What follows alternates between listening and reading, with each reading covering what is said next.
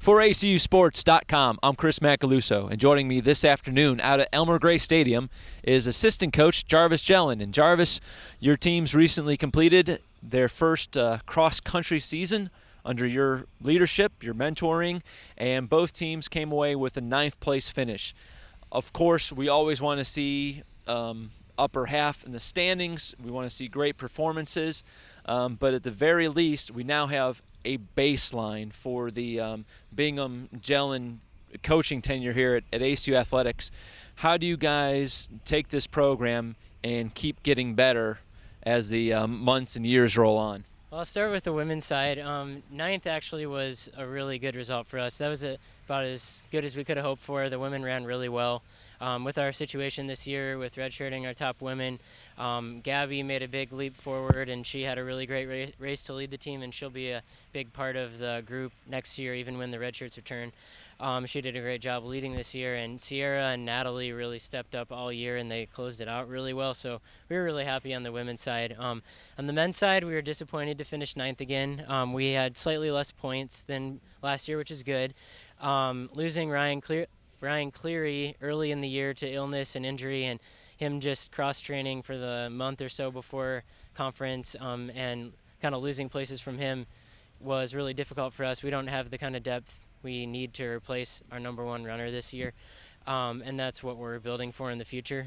To be honest, it was disappointing when we got 9th, but then I looked back through the results, and I'm still getting familiar with the other teams in the Southland Conference, and I think once we lost Ryan, I think maybe we needed to adjust our goals a little more than what we did.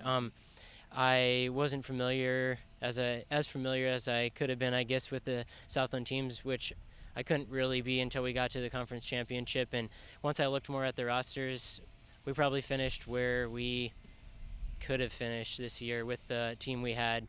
In 9th, being really young and having a lot of middle distance guys. The focus of our program on the men's side is development, and things are going to be a long-term. We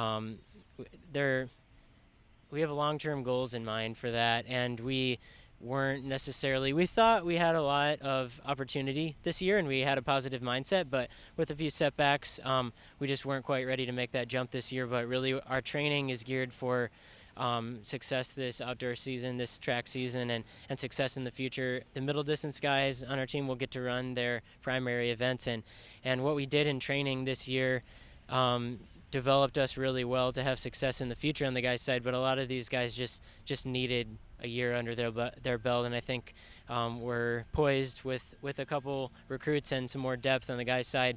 We're poised for a really good year next year, so we're excited.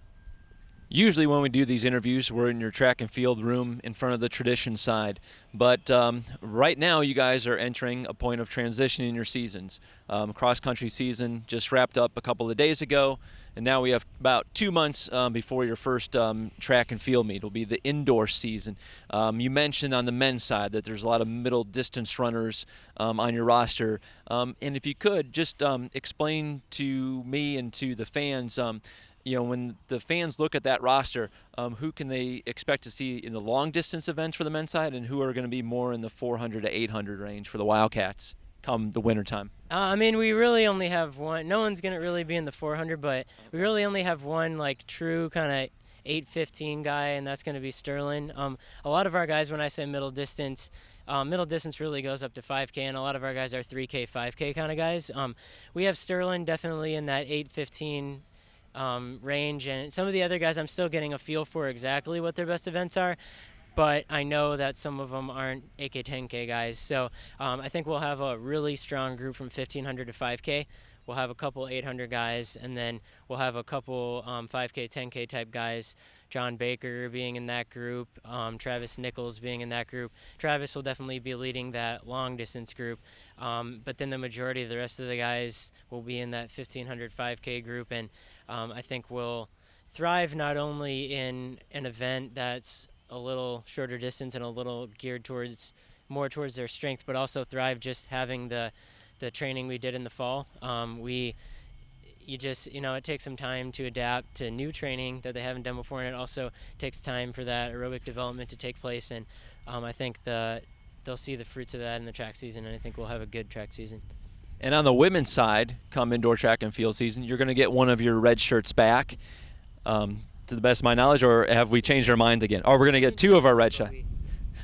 Tell us which two of the red shirts are coming back, and where you see your cross-country team kind of what events are they going to be running in come indoor track and field season? Well, we get 3 red shirts back for indoor. We get Carnley Graham, Michaela Hackett, and Diana Garcia Munoz, and 2 for the entire track season, which is Diana and Carnley. Diana, I'm not totally sure yet. She could be anywhere from 1,500 to 10K, but definitely in that 3K, 5K kind of thing as far as indoor and outdoor track. Carnley is probably in the 5K. 5K is probably going to be her specialty. Michaela will probably be more 5K, 10K, and then Gabby, is looking for a big year in 5K and steeplechase. So those are kind of the main events that those girls are doing, and I'm really excited for the women's team and track, getting some of those girls back to add to what we already had in Gabby and Sierra and Natalie and some of the other girls. I think that it's going to be a really fun track season. So.